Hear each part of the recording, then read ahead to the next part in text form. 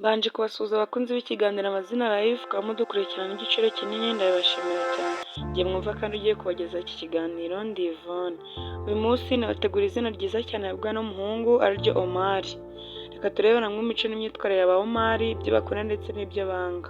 Gusa gukora subscribe kugira ngo ujye ucikwa n'ibiganiro. Guhaye ikaze. Omar ni izina ry'abahungu rikomeye kandi rigezweho, risobanura umuntu w'igihangange ufite ubwenge n'ubumenyi. Rishobora kandi gusobanura uwizera, ufite amahoro n'umutima mwiza.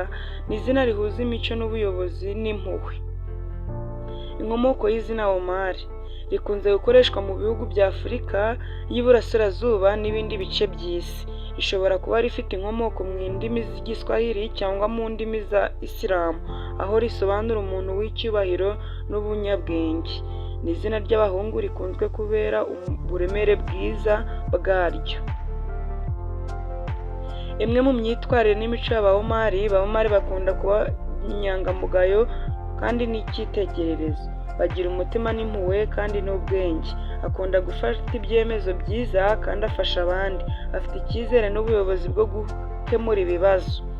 Akunda umuryango n'inshuti kandi akubaha bose. Bimwe mu byo ba Omar bakunda, ba Omar bakunda kwiga no gushaka ubumenyi, gukunda amahoro n'ubwenge. Omar akunda kuba umuyobozi cyangwa guharanira gukemura ibibazo. Omar kandi akunda kwiga no gushaka ubumenyi. Omar nanone akunda gukora cyane no gutsinda, gufasha abandi no kubaha umuryango.